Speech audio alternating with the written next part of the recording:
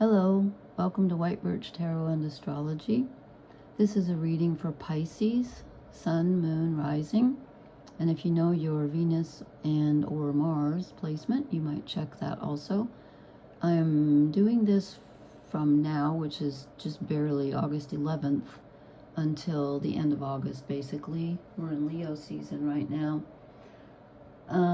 But Pisces has a lot of interesting stuff going on, and I'm going to use the pronoun we because I'm an honorary Pisces. I won't give you the deets on my chart, but I truly am. Okay, so Pisces, you have had the North nodes moving through your sign for several months. I always forget the date when it went in, but it takes about a year and a half. The nodes always move retrograde, so the North Node is about 18, 19 degrees Pisces, so going, backwards. And that is the path, really, for everyone, for the collective, because it's transiting nodes. Your nodes could be different in your own chart, but for all of us, it's about recalibrating our path forward to encompass more of our soul's purpose here, to include what's best for the collective, to really get in touch with our deepest, just our deepest selves. It's a really, it's a very karmic placement for the North nodes. It's kind of like what we all came here for, and it's a big change, for the better, but it can be kind of hard. Change is never easy. And then Saturn and Neptune, of course, were in Pisces for a long time, especially Neptune, and they are now conjunct in Aries at the beginning of Aries, going retrograde. So they move back into Pisces. I forget when. I think one is in September, one is in October, but that was difficult for Pisces to have those two moving through, Saturn and Neptune, and they're gonna dip back in, I think, until like January. From September, and then the other one moves in October, I think, or maybe it's October, November. I didn't get the exact dates, but till the beginning of 2026, we're going to get another little, one last blast of karmic energy. But I think it's a good thing. I think it's a good thing because it helps close out things that are already closing out, and it kind of gets us more prepared for the next step forward. And I know it's been rough, but I think it's going to be a little more gentle this time. I'm not sure about that, but I think it might be. And as a water sign, we are also in good conversation with Venus and Jupiter, who are both in Cancer. So this can be a very emotional time, and you can have some new relationships. Old relationships can deepen. I've drawn some romance/relationship cards. It looks very interesting, to say the least. And we are also in good conversation with Black Moon Lilith in Scorpio, fellow water sign also. And Black Moon Lilith is the part of us, the feminine part of us. And again, that's for, that's the word feminine, but it's for men and women, however you identify. It's the receptive part of us that has been shamed or not been allowed to express in our cultures or families or whatever. So there's that to deal with. So it's a very big, very changeable time. Lots of karma, lots of beginnings and endings, closing things out. It can be very difficult because Saturn, moving through Pisces and going back into Pisces soon. Saturn is reality and restrictions and also structure, though, and some good things like, building things in reality, manifesting. But Pisces doesn't have a great time with Saturn because Pisces is ruled by Neptune, who is also going to move back into Pisces. And Neptune and Saturn are together, and they're just so different. Neptune is imagination, illusion, romance, dreams, poetry, dancing, all this stuff I love. So, yeah. So I drew these cards, and they're really weird. They're really interesting, but they're kind of weird, too. So, it took me a while. I was looking at them, and I had to clarify because I was like, what? This doesn't make sense. But it does make sense now. So, I drew the Cross of Truth, and I've got some extra cards, some romance cards, an oracle card, and here we go. So, This is us. This is the Five of Wands. This is us butting heads with material reality. It's like no matter which way we turn right now, we feel like everything's against us. And that's that influence of Saturn being with Neptune, our ruler, and also both of them getting ready to move back into Pisces. So this is like, you know, like things going, just feeling like reality is against you. And believe me, I get it. Because it kind of is in a way. It's a challenge. Things have to, you know, in order to grow, I know it sounds trite, but it is really true. If you want things to change, then sometimes things have to get uncomfortable. And also you just have to go through that period of time where, like, you're different, whether you know it or not, and you just don't fit the things around you. And you're going to start feeling that if you're not already. And then I said, what does Pisces need to let go of? And I got the Eight of Pentacles, and I'm like, wait a minute. This is generally working hard at something, but getting a reward from it. Like slow, steady progress. I was like, why do we need to let go of this? I kind of had a feeling, actually, but I wasn't sure. So I clarified it. And I got two cards, came out together. More Pentacles. I got the Page of Pentacles, which is kind of starting from scratch. I'm going to read the Liz Green interpretation. And the Tower, which can sometimes be something sudden happening, but in this case, there's another interpretation for the Tower. And that is when something, when your reality around you needs to be dismantled before you can rebuild. And that's what's happening now. Our reality is literally being dismantled around us because we're getting ready for something new. We're starting a whole new cycle. And I know I've been saying that for a long time, but this is where the rubber meets the road. And so the Page of Pentacles, this is Liz Green's. I'm going to read Liz Green's interpretation because I think it really fits here for this one. She says, the gathering together of energy, which can be used for building things in the world and for fulfilling the needs of the body. Care, gentleness, and time are needed to bring this potential to fruition. So it's about not working too hard on the things that we've been working on. We're trying to shore up a crumbling structure called our lives. And that's not going to be too fruitful because we should be getting ready, and we are getting ready for the new. But how do we do that? By taking care of ourselves, by taking care of the body, by being gentle with ourselves, and by going ahead and allowing the old to be slowly dismantled. And I know that sounds kind of scary, but it's necessary. And it's going to be okay. And then I said, what do we need to move toward? And I got the Five of Swords. Well, that's weird because this is generally kind of uncomfortable mental energy, but it can also mean when you look around you and you say to yourself, I have taken on too much. I cannot continue. And this is mental energy. You have to let go. You have to move on, like not take on more, but just let go of some of what you're thinking about and give your mind a rest, because it's a sign that you've reached the end of not the end, the five isn't the end, it's disruption, but it's a disruption where you've taken on too much and it just can't continue. You have to drop some of the swords, which again is mental energy. You're holding too much in your mind and you think you can do it all, and that's not healthy for you. You need the Page of Pentacles where you care for the body and you care for your health. I hope this is focusing. The other night it didn't. I think it looks okay. Okay, so there's that. Then I said, what is our challenge? The Ace of Cups. Interesting.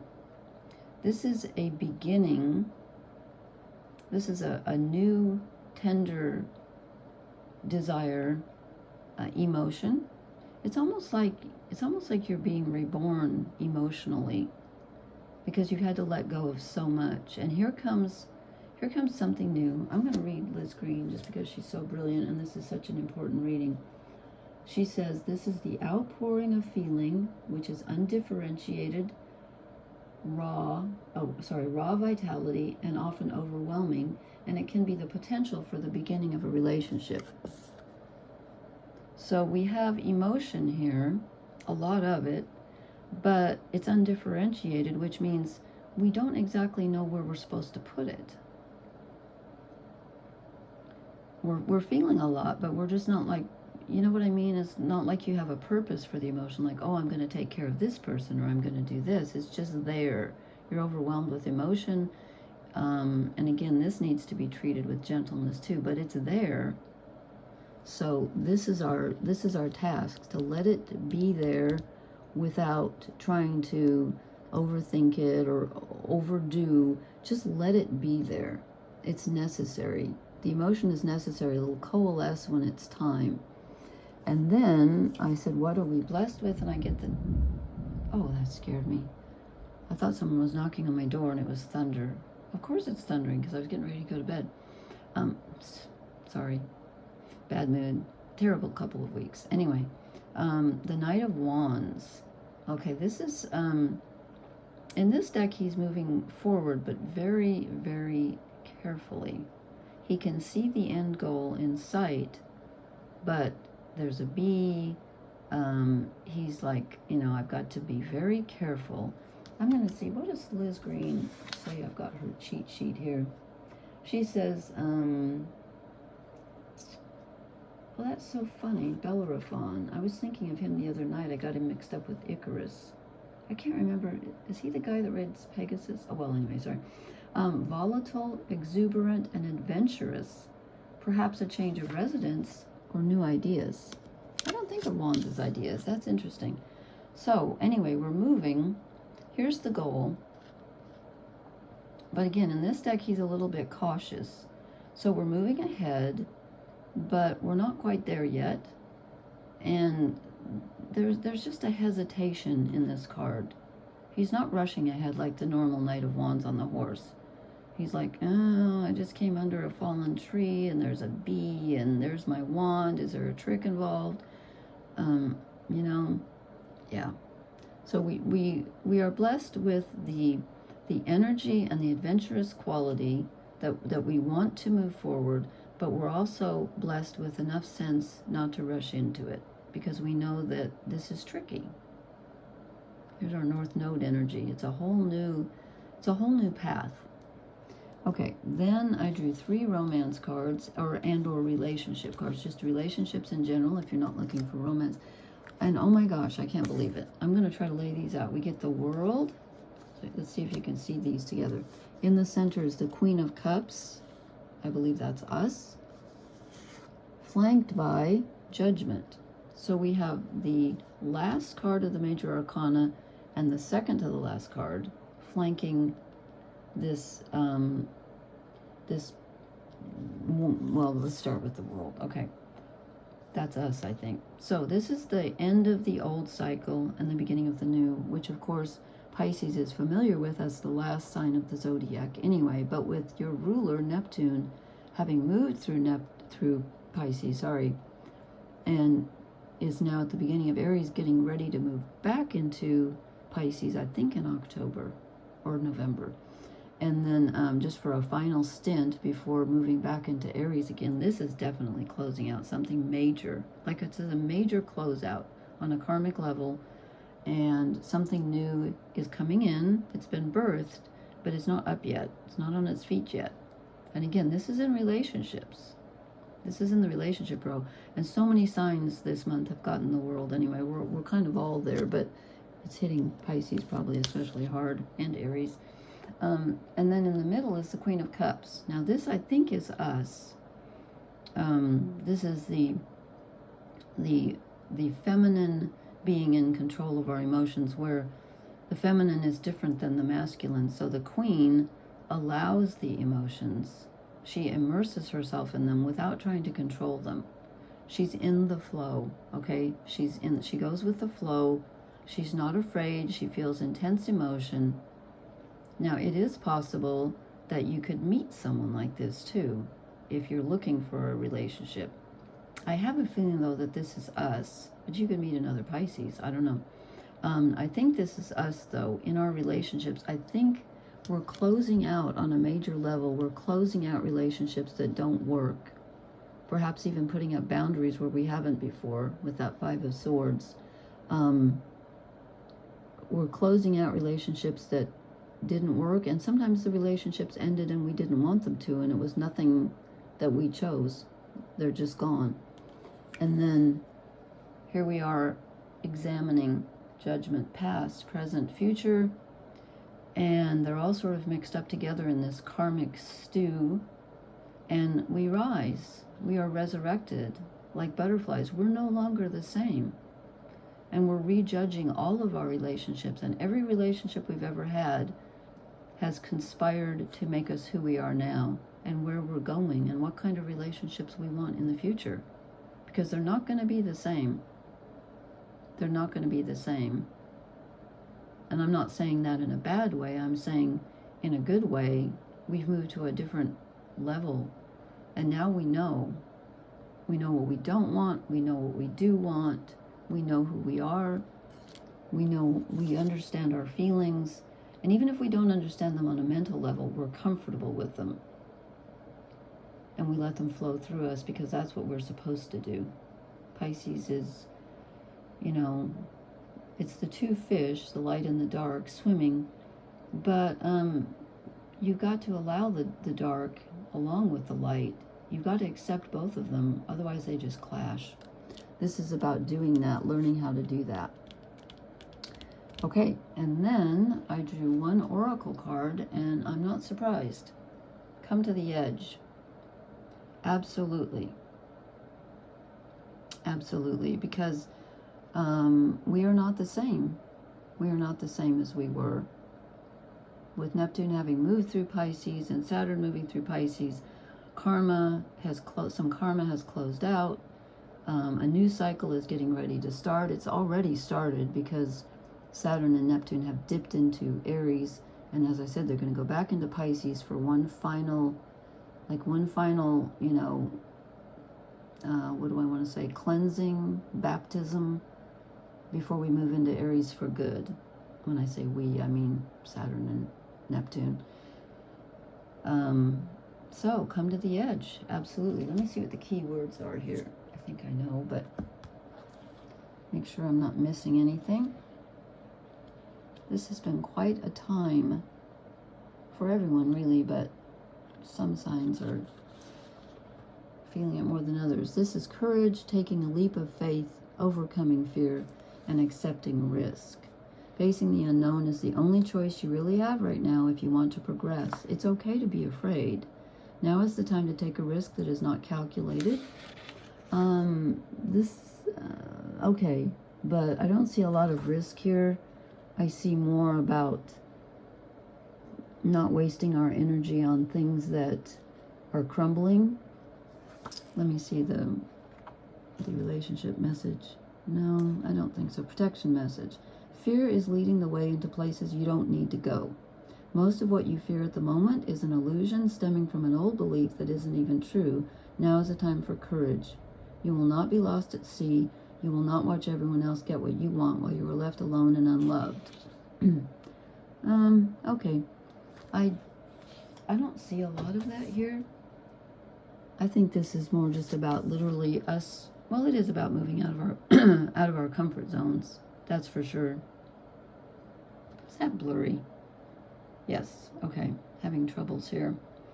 I'm having trouble with material reality lately, which is very evident in our overall energy card for us. Yeah, that's what it feels like. But you are being led somewhere, and you will not be the same, and I mean that in a very good way. I mean that in a very good way. Okay? I hope this made sense. Sorry for my voice. I'm very tired and it's late. Please leave me a comment. Let me know how this energy's been treating you and how this resonates. And please hit the like, share, and subscribe buttons. And I will talk to you later. Thank you for being here. Blessings. Good night.